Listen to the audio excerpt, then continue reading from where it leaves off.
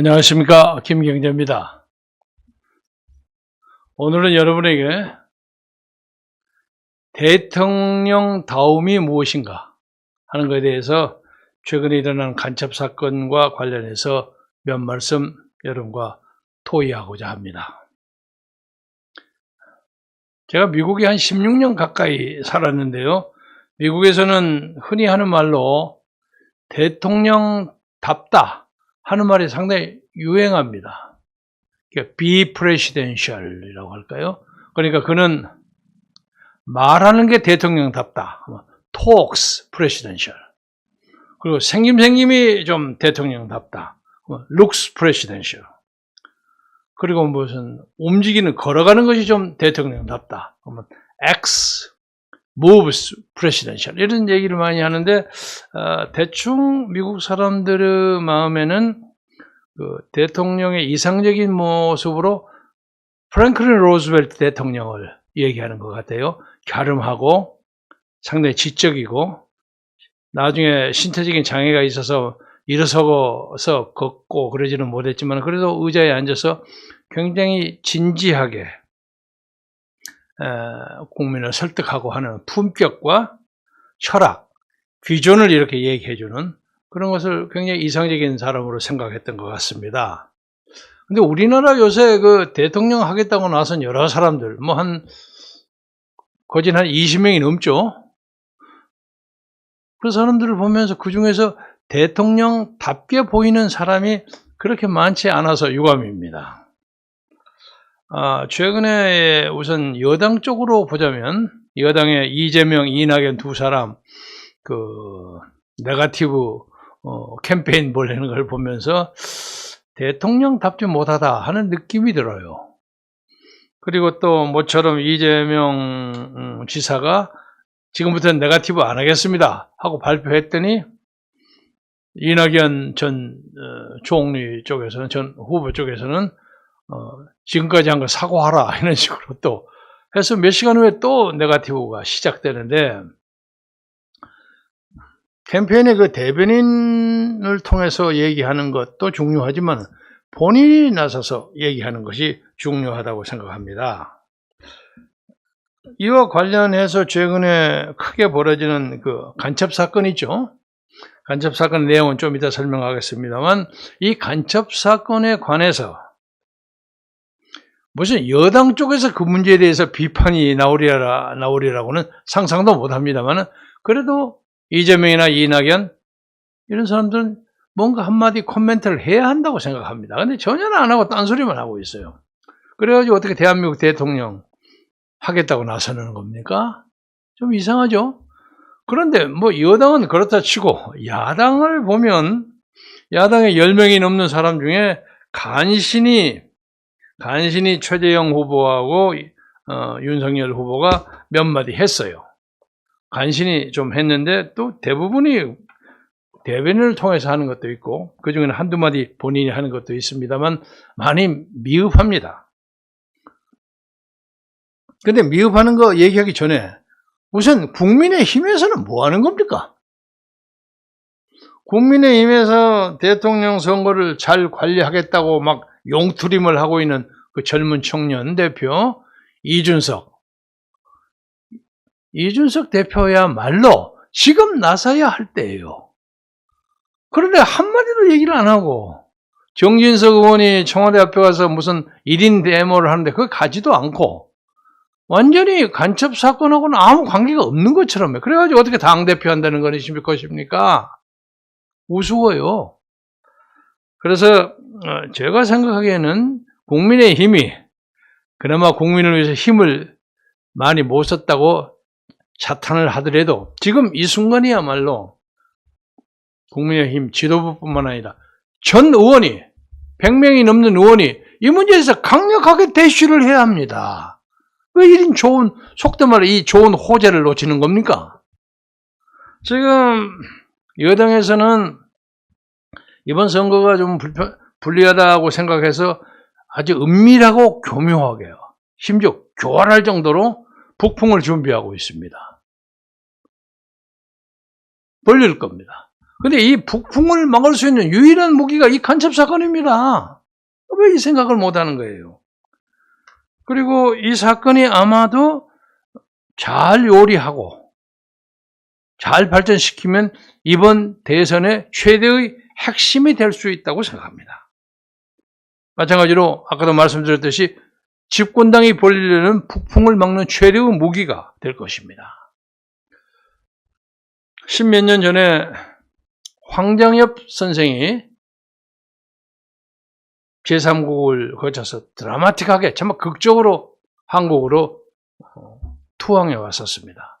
그때가 아마 김영삼 말부터 시작해서 김대중 대통령 시대인데, 김대중 대통령 시대를 제가 비판하는 것 중에 하나가 황장엽을 충분하게 이용하지 못했어요. 오히려 황장엽을 묵살했어요. 황장엽을 너무 우대하면 북한의 눈치를 보일까 봐서 조심스러운 기색이 역력했습니다. 이건 문제점입니다. 황장엽이라는 사람이 어떤 사람입니까? 북한의 실질적인 제2인자였어요. 제2인자였어요. 김일성 대학 총장도 하고 주체사상의 설계자고, 여러분 아시겠죠? 주체사상이라는 게 성경의 구도를 가지고 성경에 나오는 어떤 구세주, 재림하는 예수, 감람나무 이런 것을 그런 자리에 김일성만 살짝 붙인 겁니다. 그러니까 그 구조가 성경하고 아주 비슷합니다. 그래서 북한에 있는 기독교도들이 많이 넘어갔습니다.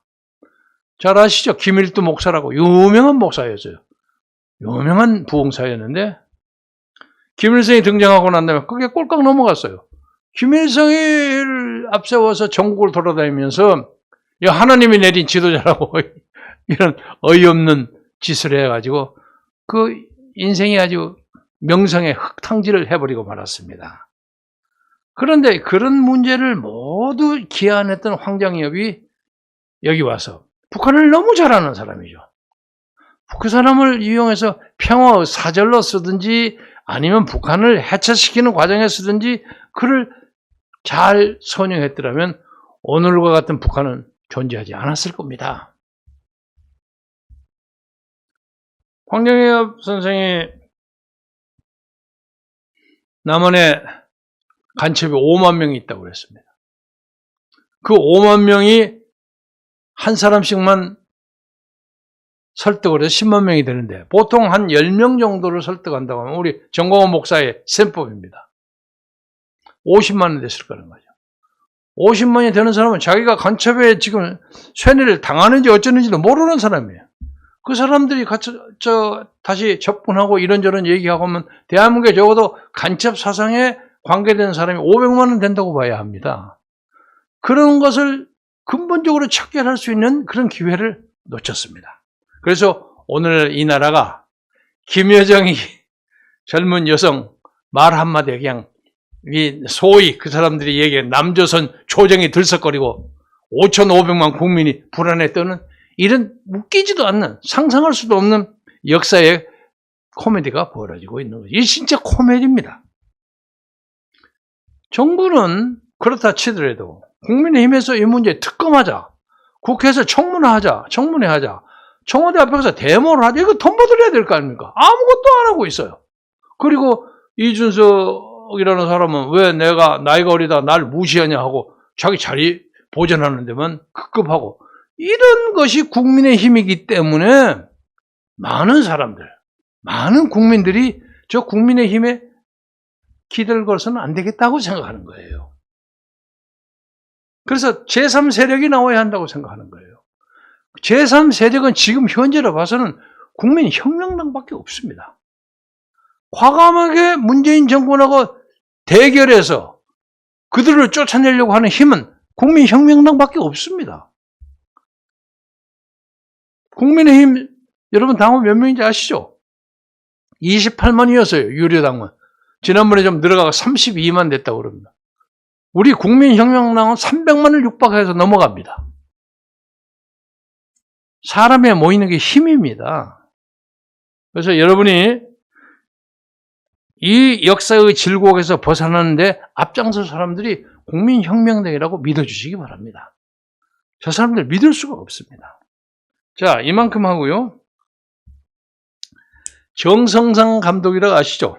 탈북 인사 중에서 우리나라 탈북 인사 중에 대표적인 사람이 북한의 기구만이 올려버린 박상학 동지, 그리고 이해란 박사, 젊은 여성 있죠? 혁명 여성, 그리고 정성상 감독, 이 3위가 유명합니다. 정성상 감독이 그의 TV에서 아주 주목할 만한 여러 가지를 발표했습니다. 제가 몇 군데 읽어보겠습니다.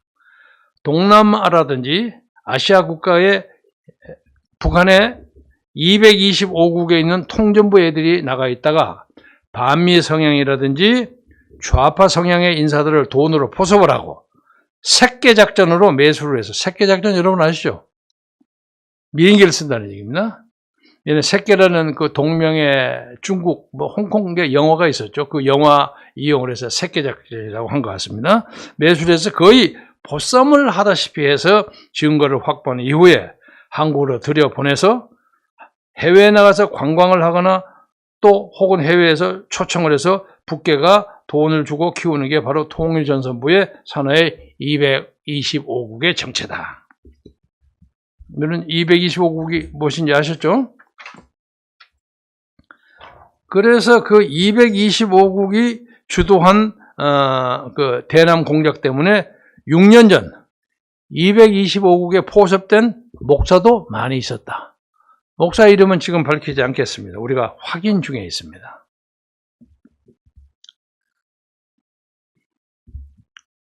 그러면서 김모 목사와, 지금 제가 이름 밝히지 않겠습니다. 김모 목사와 다른 목사들은 북한의 공작금을 받고 친북 활동을 한 혐의를 받고 있으며, 또 다른 김모 목사는 2011년 4월 중국 대련에서 2012년 5월 베트남 호지민시에서 북한 소속 유모 공정호를 만나서 공작금을 받았으며, 그 이후에도 계속해서 공작금 2만 달러를 받고 포섭된 목사들은, 대한민국의 간첩 목사들은 북한과의 공작금을 받고 그에 대한 대한민국의 국가기밀 자료들을 북한으로 암호식으로 만들어서 USB를 통해서 계속해서 보내고 있다. 이게 오늘의 현실이라는 겁니다.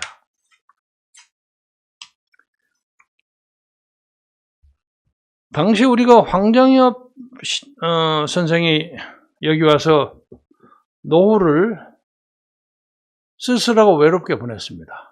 물론 그를 위로한 가까운 비서는 한두 명 있었던 걸로 압니다만은, 미국을 가려는 것도 예의치 않았고, 여기서 항상 주변에 감시, 감독, 위협을 느끼면서 아주 조심스럽게 살았다가 우울하고 불행하게 생을 마쳤습니다. 우리는 황정엽 같은 해방 이후 전국에 남북한의 고뇌를 짊어지고 고뇌했던 후진국 지식인, 고뇌하는 북한 지식인, 자유를 찾아서 내려왔던, 목숨을 걸고 내려왔던 황정엽을 잘못 평가하고 대우했다는 비용을 지불하고 있습니다. 황정엽 선생이 당시 이명박 대통령에게 전달해 드렸던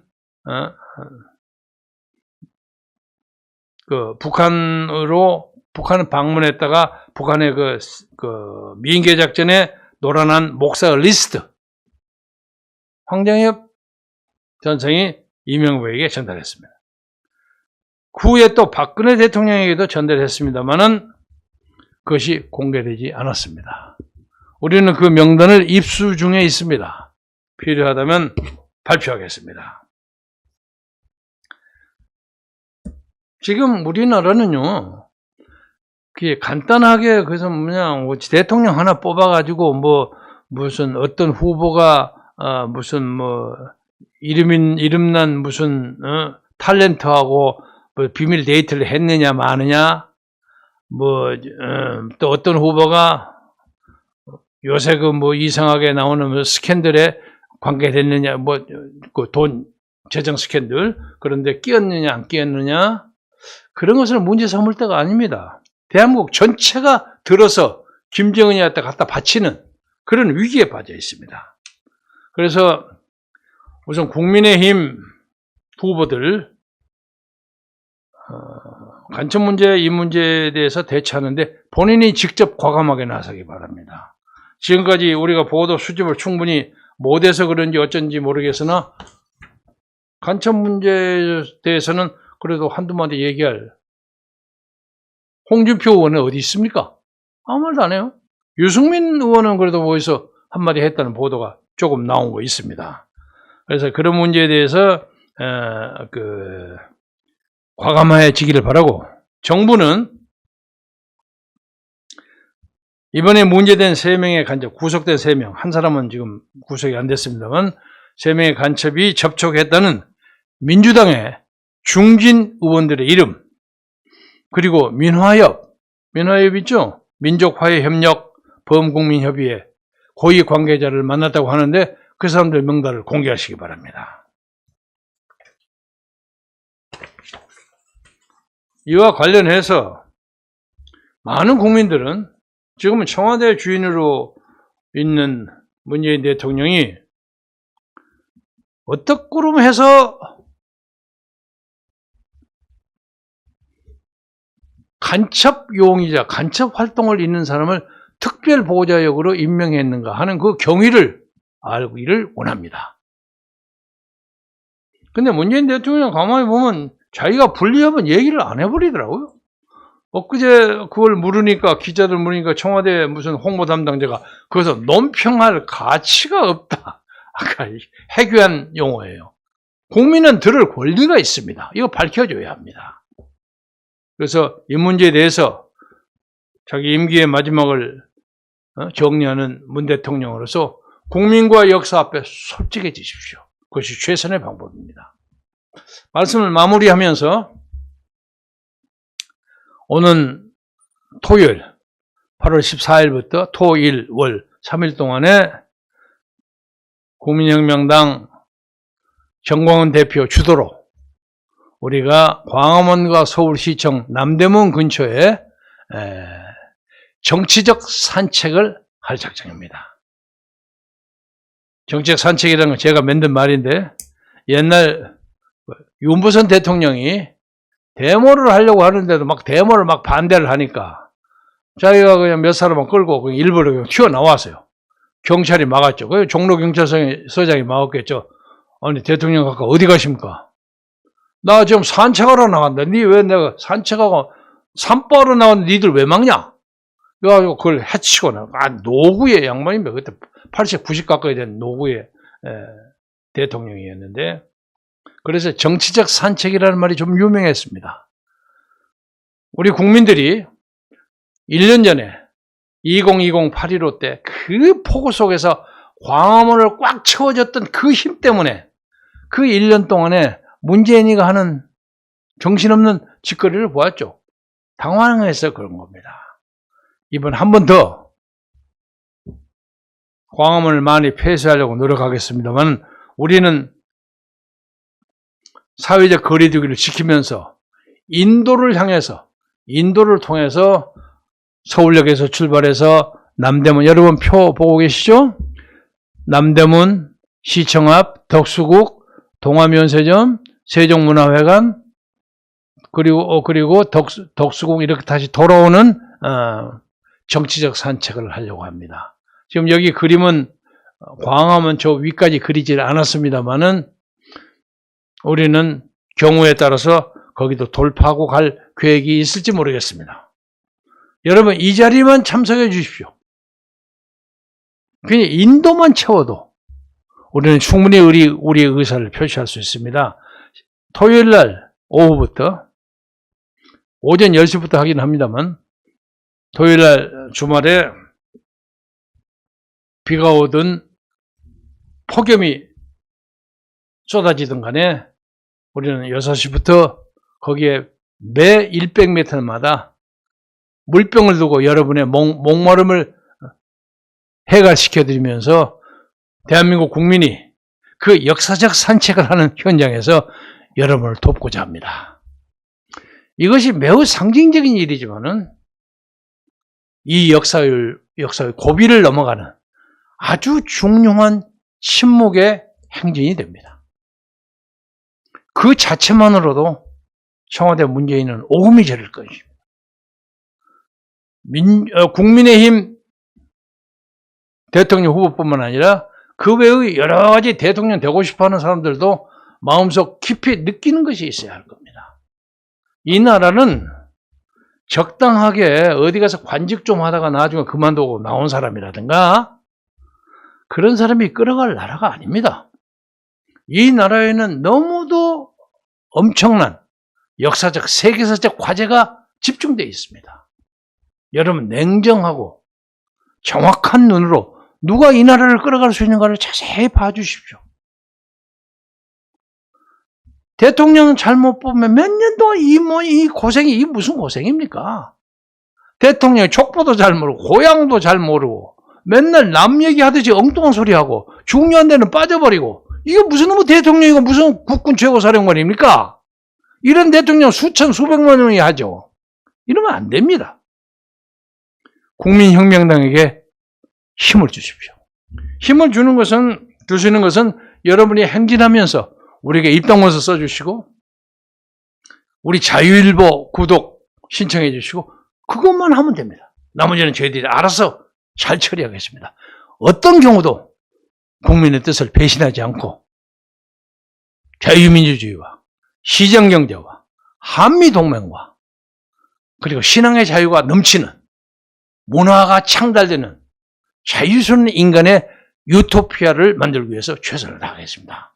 여러분 불편하시더라도 1년 전에 오셨던 1150만의 우리 국민들 광화문에 한 발짝이라도 들여보았던 사람 다시 한 번만 해주시고 그리고 저도 예비역 공군 중입니다만 군대 갔다 왔던 사람 제발 한 번만 나와주십시오. 그러면 우리가 나머지 역사는 여러분의 뜻에 딱 알맞게 잘 마무리하고 요리하겠습니다. 여러분의 건승을 빌면서 토요일날 아침부터 서울역 광장에서 그리고 시청 앞 광장에서 광화문 세종로에서 여러분을 기다리겠습니다. 내일이나 혹은 내일 모레 하려고 했는데 시간이 잘 맞지 않아서 이 자리에 정광훈 목사를 초청하겠습니다. 모레 재판이 있다고 해서 목요일이나 금요일 날 정광훈 목사를 모시고 이 자리에서 여러분과 함께 기타 넘는 이 나라의 문제에 대해서 토론하겠습니다. 기다려 주시기 바라고 여러분 건강하고 행복하시기 바랍니다. 감사합니다.